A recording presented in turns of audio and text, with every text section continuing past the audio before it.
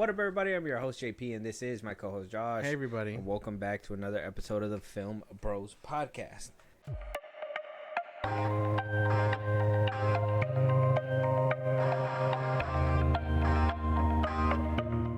So, Josh, today, I don't even want to say the joke because it's not true. I was going to say we're feeling a little invincible, but it's not true because we're not. A 9 can stop that any minute now. Apparently so.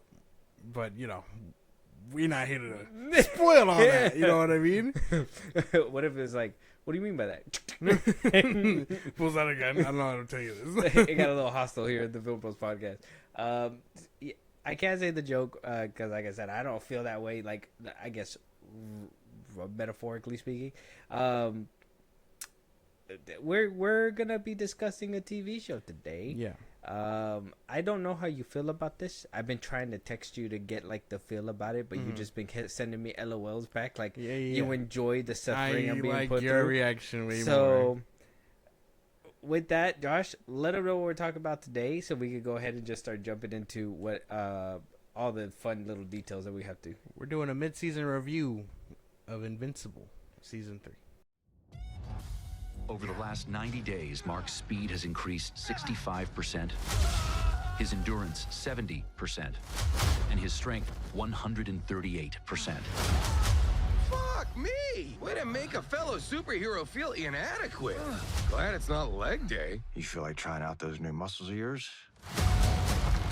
Sir, we have intense geological events all over the country. Are you working with D.A. Sinclair? He turned people into monsters. You don't waste people like that. You reform them. You killed Angstrom Levy. Should I lock you up too? You know that was different. Mark, we can be the good guys, or we can be the guys that save the world. We can't be both. Invincible season 3. We've done reviews for season 1, season 2. We've done mid reviews and we've done wrap ups. Season 2, we had to do a mid review because that one was kind of like It gave us a fat hiatus. Yeah, it gave us a fat hiatus. We had no choice. This one, apparently, we're getting all the episodes all at once. I think there's 8. There's going to be 8. Yeah. And we're at 5 right now. Yeah. We're getting them weekly. We got the first 3, like, season premiere. So. And we're currently at episode 5 right now at the time of recording. So, 3 more episodes in the back end to go. Like I said in the beginning, though, Josh, you've been tormenting me. No. I've been trying to get a feel for how you feel about this show so far. I don't know if that's the word I'd use, man. I don't know. Get the feel? No. Cup of feel? I wouldn't torment you, okay? I feel like you've been tormenting me. I don't know. I like your reactions, man. Sometimes you got harsher reactions than I do. That's what I would say. So you're like, I agree with this, but I wouldn't have said it like that. I'm like, what's all these cuss words for? So so I wasn't the Lulu this whole time. I was over here thinking that I was over here the Lulu texting things. I do have some gripes with the way this show is with this season. Yes. And as a show overall, kind of solid. I mean, if the way it's moving, the potential to be better than season 2. I don't know. We'll have to finish the season up for that one. Wait to see. Okay. Well, we've been. I haven't tuned in every single week. I kind of binged watched them before we did this review today. I've been checking it out every day, every Thursday. See, here's my dilemma. Right, season 1, I think I watched season 1 at least 4 or 5 times. Season 2, I went back to it twice, but even then it was only like the back end because that's where like the most exciting stuff was happening. Yeah. And this one. And I remember, too, season 1, I would always, I'd watch the episode, and then I'd go, season 1, it was already gone. You had to tell me about it by the time it came out, so I was able to binge that one, and I rewatched it. Season 2, I was watching the episodes and then rewatching them before the next. Yeah. But I was like, this is lame. So here we're rolling around to season 3, and I don't have that enthusiasm to want to keep watching these episodes. I don't even think the first 5 really electrified me, to be honest. I like the first 3. I think the first 3 were the big draw-in. And to be fair, we did get those ones back-to-back, so maybe they used a lot of steam just to get them in. And then maybe 4 and 5, potentially, could be the weakest ones. And then, it's full gas, 6, all 7, gas, and 8. no brakes. All gas, no brakes. Yeah. But I haven't checked out season 2 in a while either. I think I watched the Invincible versus Engstrom fight like on YouTube because that's the only piece that. But is you worth actively about, look away from it. Yeah, I mean it's the only piece that's worth like season 2 of rewatching. So I think the meta commentary in the season 2 really throws me off too. I'm like, this wasn't a show to be meta at all, right? Yeah. I never got that impression. Nice little jokes, but overall distracting. Yeah.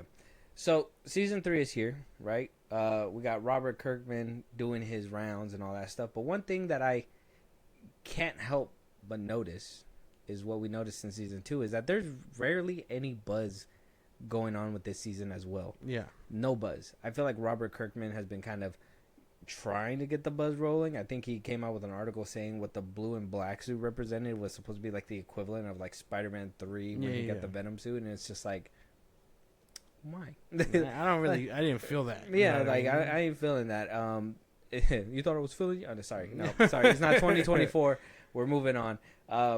I do think that he's been trying to circulate that buzz, but it just hasn't been sticking. I don't think these episodes have been doing the conversation any favors. Yeah, I don't know, because I mean, obviously it's his show. He's gonna want to gas it up. You know what I mean? But it's kind of hard when the creator is the only one gassing it up. That's why. I don't hear Soups hitting his head on a fan or anything. Yeah, I know. I mean, I haven't seen it either. I don't see that Blu-ray Angel guy spazzing out. No. Yeah, whatever the hell he does. I don't know. None of that. Not even like the actors talk about it too much. They just tell us, hey, we're working on season 4 already, and you know it's gonna be great. But it's like, well, this one kind of feels a little underwhelming when you think about it. The first 5 episodes, at least, more or less. Yeah. Yeah. So obviously we do have just a quick article before we get into the actual review, because I thought it's fun to hear when creators weigh in on the whole superhero fatigue premise, especially with Invincible rolling around to season 3. We've had a plethora of superhero films. MCU is struggling. DCU, the DCU died and reborn as the DCU. We don't even know if that's going to make it just yet. Yeah. We have a bunch of shows on Netflix. I think the Umbrella Academy is also a superhero one. Academy, So there's a lot of superhero shows. I think superhero fatigue, at least in my eyes, I kind of argued that it was kind of a thing. You think it's story-wise, but then, you know, you watch movies like Captain America Brave New World, where they try to feed you some fresh action scenes and it just doesn't stick. It wasn't even fresh. The story was kind of whack too. So I mean, to your point, story was bad, but then also the action stuff doesn't really hit either, because you've seen it before. There's a lot of things. I think even, I mean, in Zack Snyder's Justice League, and I'm gonna bring it up, I don't care, glazing, everybody's clocking how long it took. The slow-mo scenes, right? I think in the Flash movie, that one, the whole baby scene and everything, that one didn't stick. But the Zack Snyder's Justice League, the Flash scene where he rewound time, the whole universe was kind of put back together. Yeah, that one was cool. That was like fresh and new. But then you get, you know, the Quicksilver scene done 1,000,002 times, and it's like, well, you know, it is what it is. I think even Invincible kind of gave you a little taste of that with season 1 on the first episode with the Red Rush. If you guys know how that goes, you should know, because you're here for season 3 review, so you should know. Robert Kirkman did weigh in, though, saying that he does not think superhero fatigue is a real thing, right? He says here, I don't think the superhero fatigue is a real thing, but I do think that the genre of superhero telling has become so ubiquitous that it's gotten to the point where it's not fresh and it's not new. You can't just be a superhero show and not have anything special about you anymore, because I think the novelty has worn off. But that's really exciting to me, because now it means that everyone is so familiar with superheroes that you can push things in interesting directions. Well, what's going on with season 3, guy? You can push it in different directions, but you're one would argue that your show probably ain't moving the direction either. I mean, we've seen it enough, and half of the shit that we're going to talk about in the show, we're not really getting a payoff for half of that. So, you know, we got to really wait and see. I think I just think it's ironic for him to say that, and then the show literally be what he's talking about at this point. I don't know. We're gonna elaborate a little bit, so I don't want to get too much into it. But I do think that he does have a point. That obviously there's, we've seen it. I think I just said it. It's not fresh. We see the same things repeated over and over again. What is it? The Man of Steel thing where he's punching Zod in the air and the camera's on the side. Yeah, we see that adapted everywhere. I think the animated Spider-Man, his moves kind of got put in real life. I think that whole you go from video game, that whole web swinging thing from pulling yourself back, that made it into live action. Yeah. So it's like you see all these things over and over.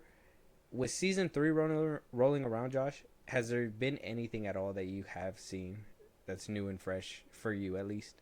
New and fresh. With Invincible season 3. I'm trying to think.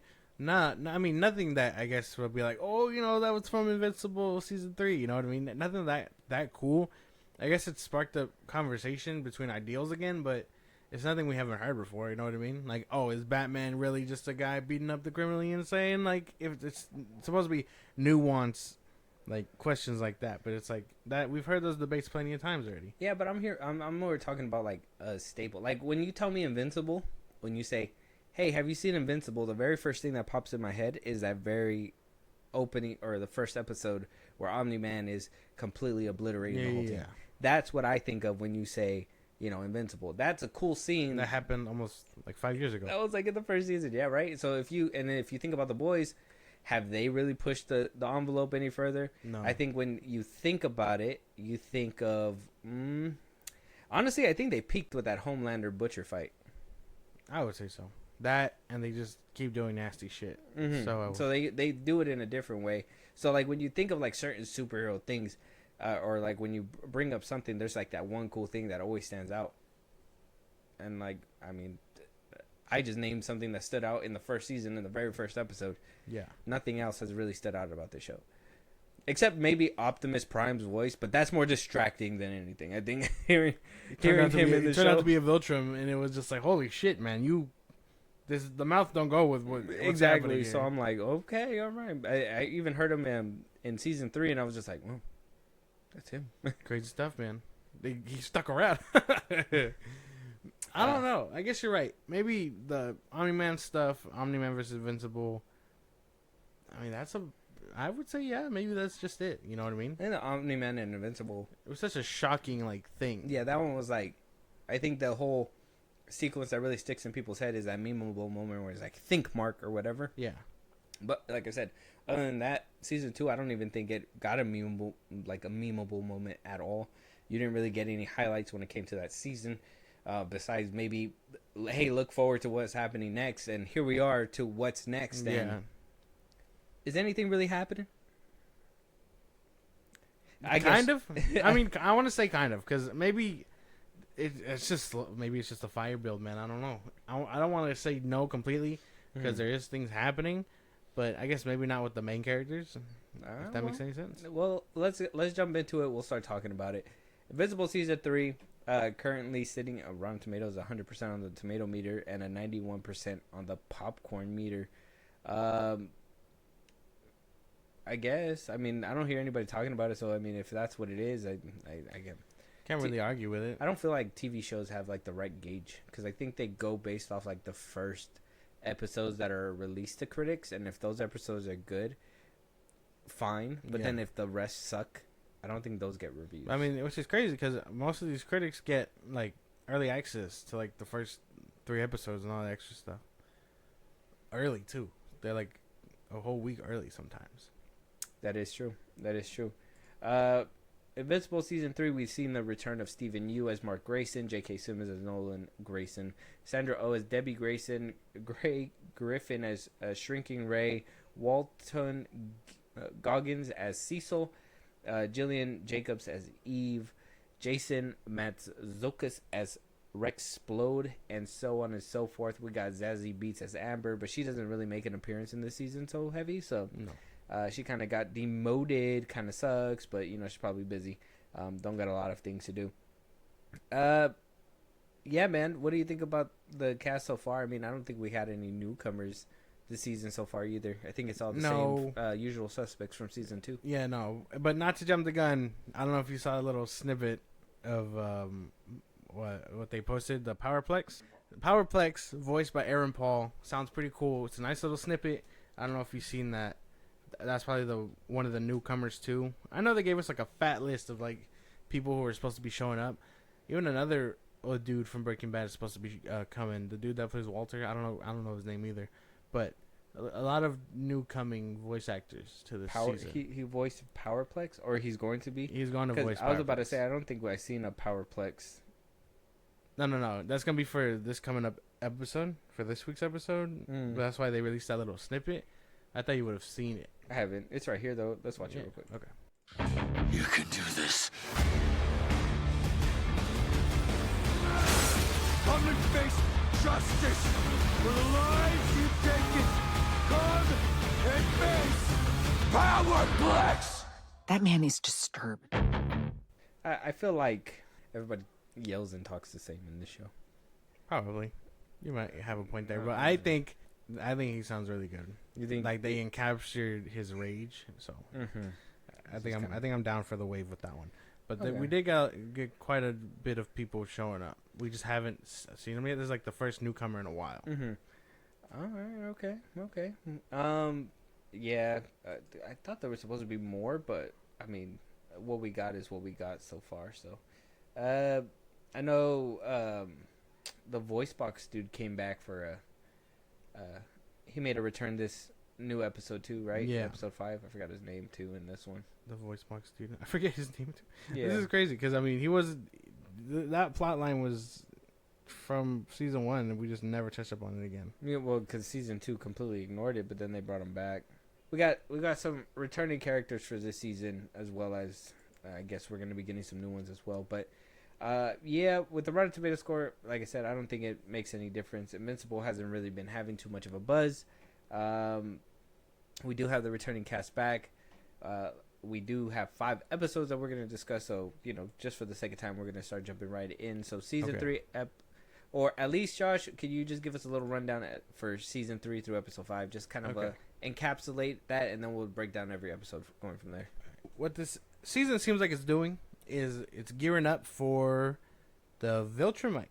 Viltrumites are supposed to be coming through at some point in the season. That's like the big thing. That was the whole point of the end of last season. It was to warn him, hey, people are coming. But we haven't seen anything like that either yet anyway. But that's the big gist of what this season's supposed to be like. It just doesn't feel like that because everything else is like taking front seat over that. Yeah. So all these side plot lines are taking over, but the overarching thing is that something's coming.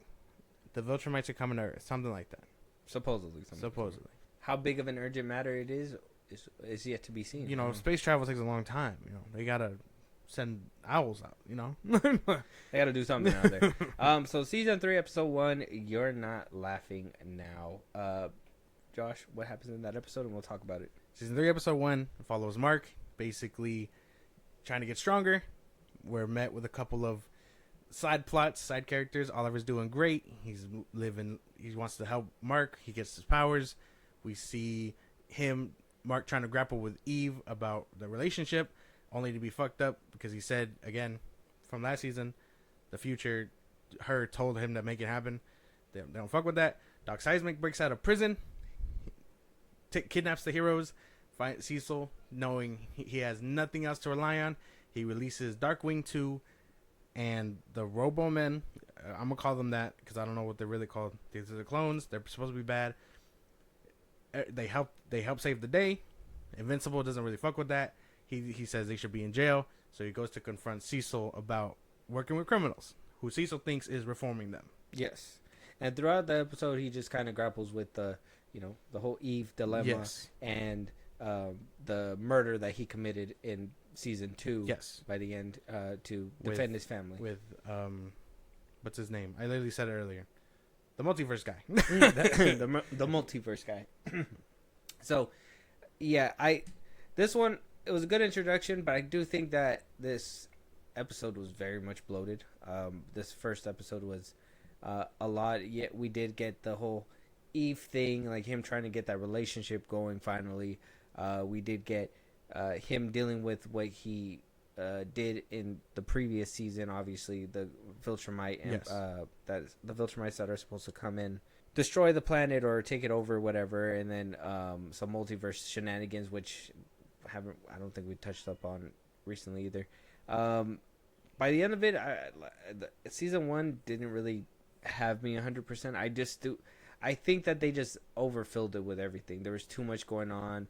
On top of that, like, They were trying to catch up. having you catch up, but also trying to show you, like, hey, Invincible can't trust Cecil, but it's like so much on the nose that it's like, can he not trust Cecil? Like, isn't Cecil just doing what he's supposed to be doing? I feel like we knew this was coming, but he just didn't want to. He just didn't want to see it. I mean, he threatened him before, and he was like, "Hey, get in line, or we're gonna have to treat you like Omni-Man." But he didn't want to see it. He just wanted to help people, but he doesn't want to help people like that, like the way Cecil does. But that's what we get into, like episode 2 and all that. Okay. But yeah, at least with episode 1, I do understand the premise. A lot kind of happens. I mean, the action's kind of meh. The animation hasn't really upped itself. Yeah, Off the first episode, so I can't really. I kind of enjoyed this one for what it was. Yeah. Yeah, A good little introduction back. I would say so. Like, it had me hooked. That's what I'm saying. I think these first 3 did their best to like just pull you in, and that's what it did. I think this first episode really had me. I don't think the first one did. Not for me. Okay. But we'll round about to season 2 to episode 2, and then we'll talk about the characters and everything as a whole. So, season 3, episode 2, Josh, A Deal with the Devil. Season 3, episode 2 leads us where season 1 or where episode 1 left off. You got me saying season now. Where episode 1 left off, Cecil and Mark are having a disagreement in the White Room.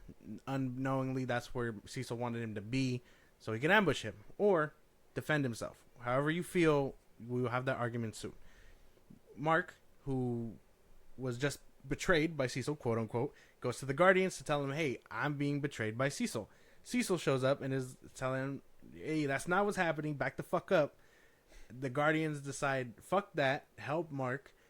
Mark eventually loses himself, basically loses what Cecil put a weakness in him for. Kills the Robo-Men and tells Cecil, "Hey, fuck off. I am no longer working with you. Stay away from me and my family," is what he tells him. The Guardians are grappling with what just happened, what they saw, and eventually that team splits up. It's a bunch of characters, Mortal being a bootlicker and Rexplode leading the rest of them out because they don't fuck with what Cecil just did. The entire episode is basically grappling with that for the most part. This sparked a lot of controversy and debate of if Cecil was doing his job or if Mark was in the wrong. Oh, we're also getting flashbacks through Cecil's life in this one. Yeah, from what caused him to be who he was. Yes. This one I was a little bit more intrigued. I like seeing Cecil's past. I didn't have an issue with that one. I like them planting the seeds of conflict, but to me, the way that they planted it, for me at least, it seemed so spoon-fed. It's kind of unrealistic.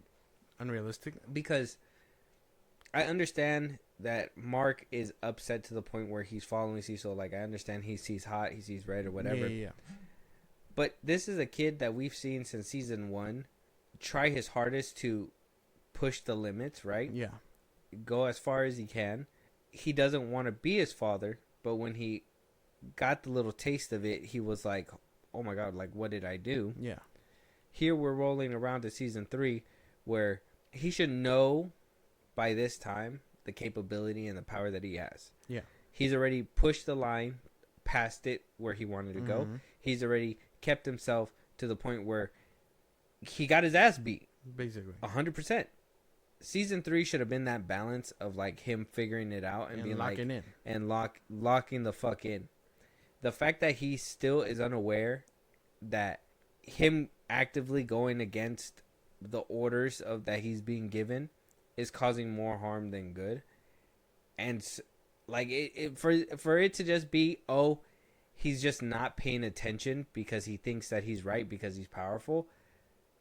It's just it's like you just saw what happened with your dad and you're still doing the same thing. So to me, maybe I just don't like the story that's being told because it just doesn't seem super nuanced. It just seems kind of straightforward on its face. Like he's just mad or he's just not paying attention. It's like there's no. I don't feel the nuance in this kind of take. It's more like, oh, it's Cecil versus him. Cecil hasn't even done anything bad to the point where, besides work with the bad guys. But I swear Mark knew that's what he's been doing. Like I swear he's known. Like, hey, we've been. I mean, he sent the beast that Omni-Man was fighting to him in season 2. Yeah, but I don't think I don't know if he knew. The nuanced conversation is supposed to come from the whole like, well, who was in the wrong and who was in the right. But I don't know if he knew. Otherwise, they wouldn't be framing it like this. Let alone with criminals, because I mean, he assumed that Darkwing dude was bad, and yeah, I mean because the only interaction they had was that one interaction in season 2 where he captured him. Well, he was killing people. That's what he said. Well, yeah, he was leaving him in that void or whatever. Yeah. Mm-hmm. So he was killing people technically, and then, well, the dude that made the robots, he was kidnapping people at first. So he just replaced him and put him to work to make actual Robo-Men, not just kidnap people and whatever. He donated corpses. Yes, like I guess military men that passed away or something. Yeah. So I mean, I guess the reforming thing is a dumb argument because I mean I don't believe they're reformed. I think they're being like brainwashed or something like that outside of their own free will. I don't think Darkwing is gonna stay a good guy, quote unquote. Because I think something's gonna snap him out of it. Yeah, I don't think he's gonna stay a good guy. Either that or he's dying like his predecessor, basically. But I don't know. But did Mark do something wrong, or was Cecil prematurely defending himself? Is that a question? Yeah. Mark was so blinded by his passion and I think Mark's been wrong this whole time. I think that's why I think what's happening in this episode bleeds into every episode and is why I'm not rooting for him. Mm-hmm. I just think he's making all the wrong decisions. Oh, okay. I think that him walking into a room knowing like you see armed people around you and you still choose brute force, you're wrong. I think even Cecil told him, you're scaring the fuck out of me. And he still is doing these things. I mean, I also think that Cecil going the way that he is, it's kind of to me like, okay, I thought Cecil was like, see, this was the same Cecil being jumped around while Omni-Man was trying to grab him and shit like that. Like, you're telling me Mark Grayson, the dude that can't even take a fucking punch, is grabbing you by the throat? I mean, unless he's allowing it to happen. I appreciate that he's still standing on 10 toes, but I don't know. They're making Cecil seem a little bit more bitch made this season. Well, I don't know. That's the thing. He wasn't expecting him to turn off that way, and it's not like he's yes, Omni-Man. He was. He put the thing in his brain. He knew he wasn't. But that's the thing. I don't think he was. He's not trying to say he's gonna be like Omni-Man, but he has his power, and like just like it is right now, he's willing to play ball, but not under his thumb. That's the thing, because he thinks he's doing things the wrong way. Mark does Cecil. So I think that although Mark kind of escalated things, Cecil was prematurely and preemptively getting him in that situation to make him that way. And Mark thinking that he was going to die and all that stuff, sure, a little aggressive. But, I think even the Guardians put it themselves, like, if it could happen to him, it can happen to them. And, Immortal being the bootlicker that he is, he was like, well, if you stay in line, it doesn't have to happen to you. You know what I mean? So I think even they reinforce the decision to be like, I think they're right to want to just leave and do hero work by themselves. No, it's still wrong. These motherfuckers wanted to be there. This was, what is it? The team called? The Guardians? The Guardians. This is the Guardians. Yeah. This is where all the superheroes want to be. They try out to be on this team. Mm-hmm. If you try out to be on this team, you are supposed to be by their rules. Yeah. So you know what you signed up for. They know what they're signing up for that, but so for you to bitch and be like, "Oh no, I didn't sign up for this." Yeah, you did. This is what you actively aimed for. Yeah, they signed up to that, but they don't know that Cecil is pulling shit behind the scenes, and if it can happen to Mark where he weakens him for that thing, well, who's to say it won't happen to anyone else? You know what I mean? I mean, we even kind of saw it a bit with Rex Splode. He couldn't flip him off with his finger, probably because he programmed him that way. So, like, imagine he tries to attack Cecil, and it just doesn't work out like that. Contingency plan? So it's that whole thing, like, Batman having weapons to kill the League members if necessary. Yeah. Is that bad? It's not bad, but if it ends up in the wrong hands, it's bad. And if the team actually goes ham, then yeah, he had them for a reason. But you don't expect him to just outright use it on them, you know. Wait, okay, but is it, or what's your stance on all this? I think Mark is blinded by his stubbornness and all that stuff to see what's happening. We know what's happening, but what's your stance on this? Whose side are you on? Mark? I think I'm on Mark's side. You think Mark is making the right decisions? Yes. You think him standing toe-to-toe at the Pentagon, breaking in and going after Cecil when you frame it like saved that. his life? When you frame it like that. After Cecil brought him back to life after his father went on a rampage and beat him up to a bloody pulp. So you think Cecil should be working with like bad guys and stuff? Cecil is doing whatever it takes necessary. You literally, that's what I'm saying. Like we've gone to the point in season 1. This is where I think these seasons aren't being consistent. Is that from season 1 you go from Omni-Man literally almost destroying the fucking world. Yeah. Like he blew his cover. He was about to do everything. It wasn't until his pure emotion took over and he said, I can't do this in good conscience. My kid is right here. I'm leaving. Season 2, you get no conflict like that. You get the little what is it? Eve relationship thing. You get Viltrumites are going to be coming, whatever, blah, blah, blah. But nothing as emotional or as impactful as like finding out that your father is a murdering machine. I do think it's missing a bit emotional tension like that. Yeah. And so with this one, it's like, okay, it would be more emotional if they put an emphasis that Mark is doing these wrong things instead of other people reinforcing his mind state. Okay. And Cecil being the one painted as the bad guy when, like I said, we literally seen Cecil help him out from that season 1 to season 2 to now. I get you. So you can't make us think like, oh, Cecil has just been doing things from behind the scenes and we haven't seen him save Mark's life multiple times. Okay. So you think he's just doing everything necessary, and in that moment he was feeling threatened, so he just was protecting himself. Well, yeah, I mean, he even said it in the dialogue. He's like, you're scaring the shit out of me. He's like, if you just stop, everybody will go away. Yeah. And then that's when Mark tightened up even more. It's like, now you're just being dumb and stubborn at this point. Now you're showing that Omni-Man side, and maybe that's where he's like, oh, the suit is kind of bringing it out of him, Robert Kirkman. But it's like, it's just a suit. Yeah, it's just a suit. And even that, we can see, right? We see pretty soon. So if it's, to me in my head, if it's just a suit, then it's just Mark being stupid and he is turning into Omni-Man. So if we're seeing that in real time and it is eventually going to happen, that'd be a mega payoff and that'd be different. But if we're supposed to be Mark grappling with finding that fine line to use the force that he needs to, but also not pushing it beyond that line, it's like, eh.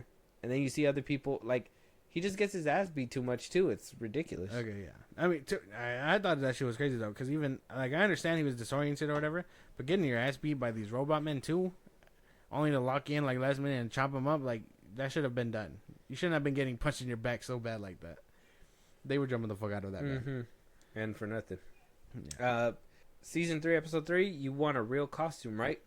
This one is about Oliver and Mark, and again, remember Oliver who wants to help Mark with his whole crusade. He decides, hey, let me show you a couple things. Mark tells Oliver they're flying. He's trying to show him how to do things. He goes to the tailor, played by Luke Skywalker. What's his name? Mark Hamill. Mark Hamill. Played by him. Oliver gets a suit, has a giant O. He calls himself Kid Omni-Man. Why not Omni Kid? Who knows? But he calls himself that. Has the O. Mark tells him, hey, that's not cool. Our dad is still kind of, won't be forgiven for what happened, basically. Mark also gets new threads. He gets that black and blue suit that people were hyping up and saying, oh, it's going to be a game changer or whatever, right? This was supposed to be something they built up since season 2 with the whole title card, if anyone can remember that. Mark leads Oliver to a mission where it's to fight these two dudes from a prison break or whatever. Oliver tells him, or Mark tells him, stay back. Oliver doesn't listen, gets electrocuted. Mark has to step in and save him and tell him, hey, you want to be out here with me? You got to listen to what I say. He scolds him a bit, obviously. And then a couple more things. Eve moves back home for some reason. And then it cuts back to Mark and Oliver having to basically save the Guardians from the twins, the Mauler twins. Where Mark couldn't do it. Mark couldn't do it. He gets one shot by a nerve gun, which I thought was kind of weird. It stuns him for a bit, but he drives off to stop a nuclear missile from hitting the United States. Oliver is left with the Mauler twins. He fucking demolishes the Mauler twins. That was pretty cool. Yeah. He fucking demolishes the Mauler twins. He thinks it's okay. Cecil is telling him, holy shit, man, that was not okay. Like, we're not used to seeing a kid do this to these bad guys. Well, Cecil said it's okay. Like, telling him, like, it was fine, you did what you had to do, but, like, you know, that I guess he was leading up, and then that's when Invincible came through. Yeah. Mark, who had just stopped the nuke, came back, said, hey, didn't I tell you to stay the fuck away from my family? And Cecil was like, you shouldn't be mad at me. You should be mad at the one who did it. Oliver, covered in blood from the Mauler twins. Mark is like, let's go. He scolds him some more. They have a debate again about ethics. Mark says it's not okay to kill people. Oliver says, what's wrong with that? You know what I mean? They're just humans. They're just people. He sounds like Omni-Man. Mark doesn't like that. They continue to clash until it's basically resolved by the end of the episode that they don't kill people. This one didn't really move the needle for me, though. No, not really. I mean, I did like the whole Mauler twin stuff. That I think that was cool. That's why I was like, that's when I texted you. I was like, are you kidding me, bro? Mark Grayson, I can't kill people. Yeah. Boy just ran through. He said, I don't give a fuck. But see, that's where, like, it kind of throws me off, like, in the overall stuff. I mean, I guess when it comes down to, like, the episode itself, very much contained, not too much happened. You get that relationship stuff with Eve and Mark with this one more. Him trying to grapple with, like, having, you know, all the side missions he got to do, working, being a kid, whatever, or teenager, blah, blah, blah, blah. I don't like the Guardians getting wiped out so easily. And that shit was crazy. The Guardians getting wiped out so easily after we seen them beat on these guys multiple times. Immortal. What the fuck? They get folded so quick. The thing is that they do a lot of plot armor in this show now. Yeah. And I'm like, why? Like these are super beings that we've seen them unleashed before. Yeah. And I think that's another thing too, is that once you unleash it, once you expand it and you don't keep to that same, like, if you go this far and you don't keep to that and try to keep it consistent, eventually we're just like, there was better stuff before. Yeah. So, I mean, even, like, I thought that shit was ridiculous. One shot in the Guardians, who aren't a full team technically, not yet. Cecil tells them, oh, we'll get more audition people in here, but for now, this is all you got. Go stop the Maulers. And then they get folded immediately. You're not a real team after that. That shit, I thought that shit was crazy. And Oliver kind of one-shotting both of them. Even, like, how do you feel about him, like, killing the one that was surrendering with the broken jaw at first? I thought it was what it was, and that was just, you know, the kid kind of taking it too far, right? Like he's supposed to be the Omni-Man. He saw how easy it was, and so he was like, okay, well, he's a bad guy, let me do that. I mean, obviously he needs to learn that restraint. Yeah. That I would have thought Invincible would have learned, but he doesn't know that just yet, or he knows how to restrain himself a little too much. Yeah. But I mean, yeah, I felt kind of bad. But like I said, that's when they were trying to teach him the right way and stuff like that. But the way Mark handled it, I didn't like it. Okay. I think that's what threw me off. That makes sense. I don't know. Their whole little disagreement and argument was, again, compelling. But this suit is supposed to be teaching you not to, like, hold back and all that stuff. But you're telling him not to kill people. I don't know. The conflict of interest a bit here. Because it's like, you're trying to do stuff, like, what are you going to do when a Viltrumite comes out? You're not going to kill him? Like, no, you're going to get pissed and do what you got to do. That's the thing. I don't Otherwise want they're gonna kill you. That's why I don't want to see him continue to do the cycle of I don't want to do it. I get my ass whooped, and then he gets angry enough, and then he just starts going ham. Like that cycle is getting tiring already. Yeah, yeah. Because he did it with multi-paw, and I'm like, really? Like it took you getting angry to unleash all that shit? Like I don't know, bro. It's a tiring cycle. Yeah. That's the same thing in season 2, right? When he was going up against those 2 Viltrumites, like he was getting his ass whooped until it was like the very last minute, and he was like, oh, now all of a sudden it's like, we've seen it. It's already been done. It's kind of whatever. Like Omni-Man had to tell him lock in, and then he locks in. You didn't have an issue with the kid killing him? No, I mean I figured it was gonna happen. I need to see his character development a little bit more. I mean, he's just a kid trying to do superhero things. I mean, Mark didn't even have his powers at that age either. Yeah. And from what I hear, he's supposed to be like weaker. So I mean, we'll see when that comes into play. Weaker, but he did that shit with ease. That was crazy. Yeah. So this one didn't really do too much crazy things, but it did what it needed to do. Yeah. Season 3, episode 4. You Were My Hero. Mark and Eve go on a date. It's interrupted by twins from the future. Oh yeah. They drag Mark into the future to save them from King Immortal.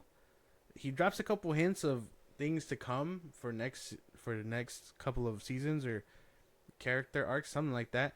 I mean, he mentions the virus or sickness for Mark and stuff. So he drops hints for the future.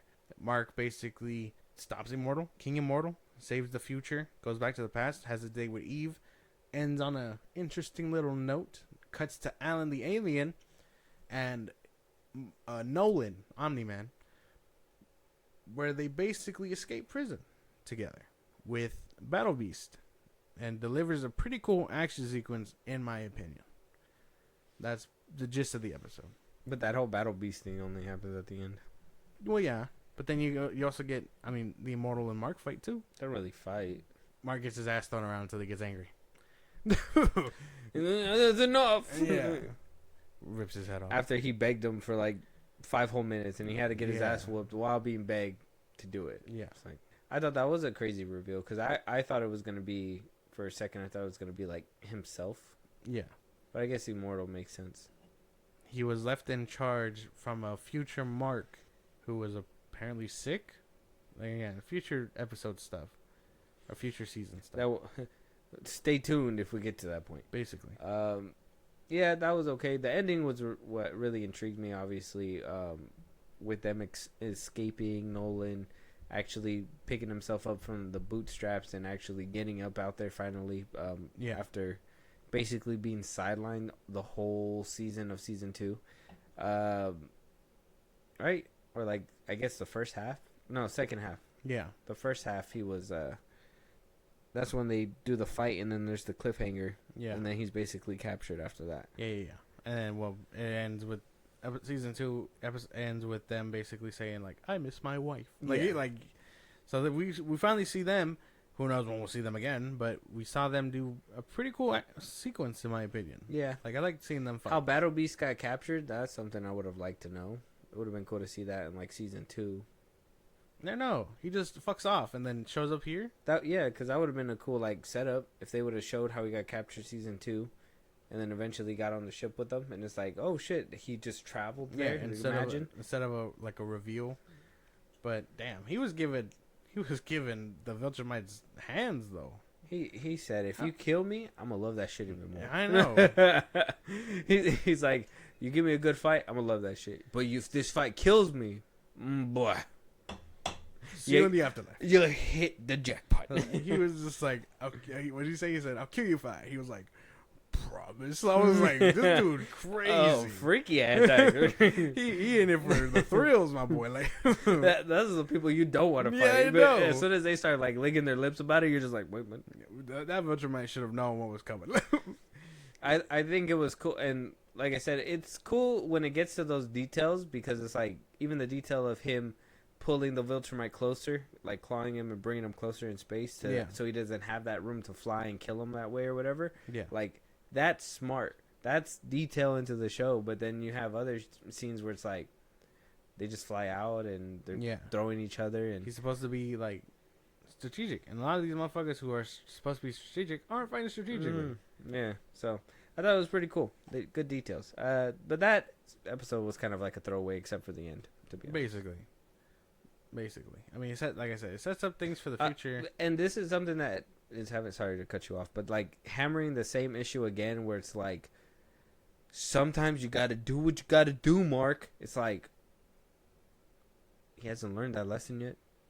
Like it's been 3 seasons, and he's killed multiple people already. I think he should figure out like, hey, sometimes a motherfucker has to go. Yeah, that's the thing. General Zod. Like the life is precious until it hits you in the face. I think. Like I don't know. Yeah, life's precious. Yeah, think about their family and kids and all that stuff. But if they go on a murder spree, you fuck that motherfucker. You gotta do what you gotta do. Yeah, especially if you're getting your ass whooped. I'm sorry. If bro is pulling you from the future to be like, mercy kill me, and then you don't do it, and you got to get your ass whipped to do it, you've lost the cause. Like I'll be honest too. I think Omni-Man deserves to die, 100%. You think so? For two things alone. One is the train sequence when he holds Mark into the train and fucking murders all those people. But he was doing his job then. Omni-Man? Yeah. No, he was already going rogue. That's right. He was supposed to be doing his job. Oh yeah, for the Viltrum. But still, like, Empire. The murdering that many people, I think that's just irredeemable in my eyes. Okay. And then second is that whole building dropping, and then you see the little girl like trying to beg for help, and he just crushes the shit out of her. I was like, yeah, motherfucker, he deserves to go. Yeah. So I've been thinking that he deserves to go. I hope he goes in a blaze of glory, but I will not be satisfied if I see them like as a happy family at the end of all this. I don't know. I think Nolan got to go. Okay. I'm pretty sure he does at some point. I don't know. Done too much bad shit. What was it when he was like in the first season when he saved the pilot and he's like, why'd you go do that for? Now you just, and then he just like kills him quick, and it's just like, what the like, hey man, that wasn't supposed to happen, man. But yeah, so episode 4 didn't really move the needle too much, except for that ending, and we get to see that Nolan and Seth Rogen's character is finally free and able to go out and do what they got to do. But season 3, episode 5, this was supposed to be easy, Josh. This one follows the plot line from season 1. Basically, the rock dude who took over the Empire is threatened to get Multipole out of prison. He chooses not to do it. Everyone's saying, hey, you should do it or get eaten by a dragon. They've seen him do it. The ending comes. He gets thrown out the window by a dragon. Mark and Eve have to fight a dragon. I mean, that's basically what this episode is. It felt so bland, so filler, so boring. I watched this one and I was like, the animation felt cheaper here, right? Yeah, so much cheaper. I think the whole season as a whole. I was gonna touch on that later, but yeah, it did feel pretty cheap in this one. Like I was like cool moments in some of the previous episodes and all that, but this one, I don't know, it felt so stale. Like I was like bread, like hard bread. I was gonna tell you that this episode specifically, it felt like a season 1 throwaway that was brought back. Like, I don't even get it. I don't even know why this is here. It felt such like there's consequences to your actions. Find out when those are. like I don't know, dude. Like I was so just interested with what was happening between these characters. Like Mark choosing not to, should have thrown him in jail, but he's like, hey, if I throw him in jail, the city goes back to shit. Maybe you do got to keep some bad guys around because they're really trying to do good. Another lesson learned. But a second ago, you were just fighting all that. And Cecil was over here telling you to stop it. You choked him twice. Immortal just stood there helplessly. It's like, that's my boss. He signs my paychecks. Yeah, but I know I can't fight this man. Yeah, so it's like it just goes off of whatever they're trying to tell you is happening in the show. It just feels like these past few episodes just felt like nothing. Felt like nothing burgers. They're really just hyping up something, and that's what I keep hearing. I keep hearing like, "Oh, the big stuff is coming," and it's like, who's saying this? Robert Kirkman? Well, no, I'm tired of this man talking in the streets. Robert Kirkman and the ones that are watching the show. That he's like the only guy on the megaphone. Like, ooh, look, the next episode, and everybody's just like, all right, man. Where? Well, we'll see it right now, bro. But that's the thing, though. A lot of people keep saying that big stuff is happening or coming, and it's like you still got to keep us entertained throughout. I'm gonna say it. Say what? It hasn't even came. Ayo. Pause. This is coming, but it hasn't came. Freaky. No.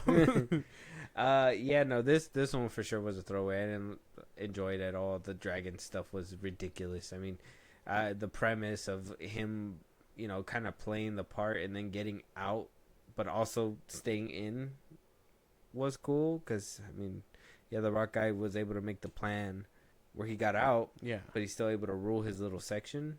How that's gonna work out economically for the bad guy organization, I don't know, but it doesn't sound like a good idea. I don't know. It's I hope we never touch upon this thing again. I feel like we've moved past all this grounded shit. Low level shit. We're fighting motherfuckers in space now, in the multiverse and time travel. Dragons. We are above these childish things. Mm-hmm.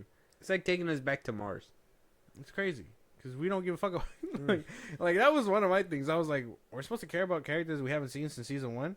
Not even like letting checking up on them in season 2 to be like, oh, remember this guy? You remember him from season 1? Season 2, here he is. In season 3, this is what he's gonna be dealing with. They didn't have no season 2 shenanigans or hijinks. That's what I'm saying. But they should have had those jinxes and shenanigans. Some of them niggins. Yeah, you know what I'm saying. like they should have had some of those shenanigans. Like I don't know. That's the thing, because even like I said, I call him the Rock dude, but like that's literally he's supposed to be like a mob boss. Yeah. Isotope is the one with the voice, I think, the annoying motherfucker, the one with the auto tune, and that's about it. Like that's what I get. These characters were so disinteresting, and like center it around like Omnipol, who we've never, or Multipole, whatever the fuck you want to call him, and it's like, Simu Liu, I can only give you so much attention before you start going over the top with it. I was like, he's gonna get out of it anyway. It's gonna cut to him smirking. Like I was like, he made it out. The dragon dude, spoiler alert, dies and then comes back. Can anyone stay dead in this show? How'd the dude even survive the fall? They didn't even show you that. He just turned into the Rock. They didn't even bother. How do you retrieve the body? They didn't even bother. They're just like, he did it. It's fine. How'd that big motherfucker survive the fall? That's what I'm saying. Like, how did he survive that fall? Like, he dropped him, and all he had was a wrist. No, what is it? The arm slit thing. Mm-hmm. I don't know. This episode sucked. This is like not very good. I hope this week's episode with Powerplex is better, but man, like, that episode kind of sucked. Not a good look. Not a good look. All in all, I think all 5 of these episodes were nothing. You get nothing good. This is why there's no buzz coming around. The animation hasn't improved in 3 seasons. 3 seasons. I'm getting to the point where I'm getting tired of this show. Damn. I think season 1 will forever have my heart, but season 2 let me down. I think season 3 has been letting me down. 5 episodes in, and I have not found anything worth, like, locking into the TV. Like, actively fighting to look at my phone. That's fair, man. I don't know. I mean, I'm fucking with it for the most part, and like I said, I'm holding on for the full gas at the end. But man, like I said, you can't tell me that there's full gas coming, and then keep me bored throughout the rest of this ride. You know what I mean? That's the way I feel. I can't keep looking forward to things like this, and like I know it's gonna be our job to just keep going and review and all that stuff, but at some point it's gonna be like, oh, we'll just wait till the full season's out. Yeah, this was kind of a sluggish thing. I don't even look forward to watching them every single week like that.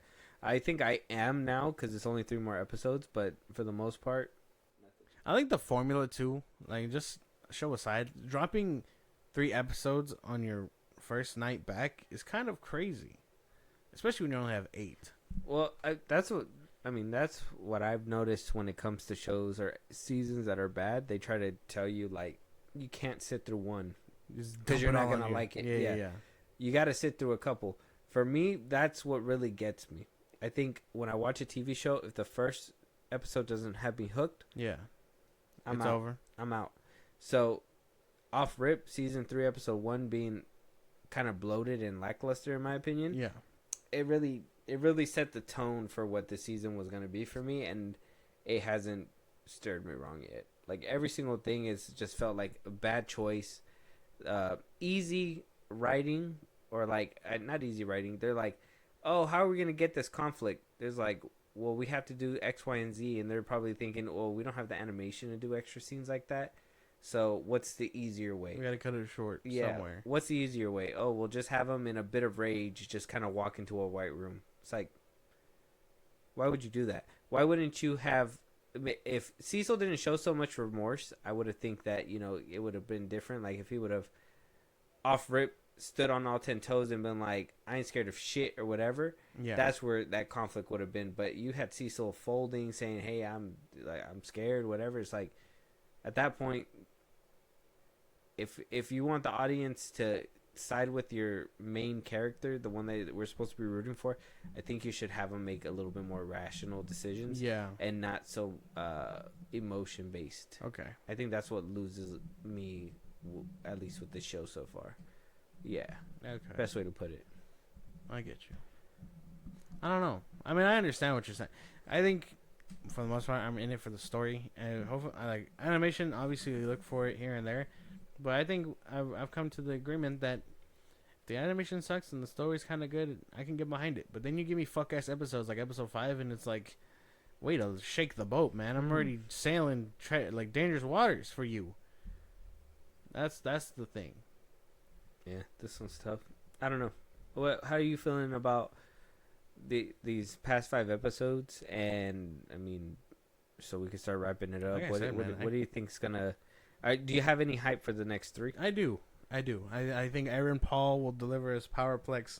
I think the big hype at the end will probably be worth it because they say something's crazy coming. So we just got to wait and see. And like I said, I do know a bit about Conquest and all that stuff, so if we're getting that fight scene, that should better hit, or you really fumbled the whole season again, or we might not even get a fight at all. He may just be like, I've come, you know what I mean, and then blue ball us for another year. Pause. Like that could totally happen, right? I hope that doesn't happen. My thing is like, I'm tired of the show too teasing random characters in one scene, and then you finally see them and you're just supposed to be like, what the fuck? Yeah. It's kind of like season 2 when, the dude that he winds up murdering at the end, like he was going through multiverses or whatever, but you only saw like, what is it? Like 1 little minute animated clips of him. Yeah. Like him basically organizing himself and then he goes. Yeah. And it wasn't even every single episode. And Mark only encountered him once. So it's like, you're supposed to follow this whole show and just be like, this is the big bad. So is that what they're doing with season 3? Like Cecil and him are going at odds. He's having all these issues, and then we're just gonna get some weird random, another Viltrumite come in out of nowhere. Apparently that's what it sounds like. I don't know though. It seems very like video gamey, if you ask me. Like we got all these side quests. Don't forget about the shit that's happening in the sky. And like the main story. Don't forget to come back to the main story. Yeah. It's like the show goes off on the side quests to make sure that you're getting the little things as you go along. And then you get to the main story in like 1 episode, which is crazy because, like I said, if they prioritize their time, that could totally be something cool. But then, like I said, you give us filler ass episodes like episode 5 and filler ass, like pause. But like, like that's what I mean. Like you give us shit like that, and it's like you not only are you wasting our time, but you're basically taking away from real shit that could be going on in the story. Yep, I think you have a point. I guess we'll have to wait and see what happens with these next 3 episodes. I'm still gonna be watching weekly though. I'm talking all this shit like I won't be there. I'll probably watch it too, and you'll be getting text messages from me. Yeah. And don't be so fucking vague and dark about it, bro. You're like wait till what happens next. Yeah. With that being said, though, no rating this time around because it's still the mid-season. But make sure you guys check out the mid-season, or make sure you guys check out the season 3. It's out right now up to episode 5 on Amazon Prime. Check it out so you can have the conversation with us and be in the know. With that being said, though, any topics that we should be talking about, any movies that you guys want us to review, any TV shows that you want us to review as well, you want to hear your voice and debate your ideas with us on the microphone, Josh, let them know where they can do it at. Twitter, TikTok, Instagram at FilmBros Podcast. We post our episodes there. We can hit us up there for any news or movies you want us to cover. Buzzsprout link is the social I just gave you. It's like a Patreon. You subscribe, you help the show grow. Greatly appreciate it. We greatly appreciate it. You can listen to us any rich podcast at FilmBros Podcast, Spotify, YouTube Music, Apple Podcasts. Again, wherever you get your podcasts, we're there. be part of the conversation. Twitch at FilmBros Podcast. Every Saturday we go live. And then when it's all said and done, subscribe to our YouTube at FilmBros Podcast. And with that being said, we'll talk to you guys on the next one. Talk to you guys later.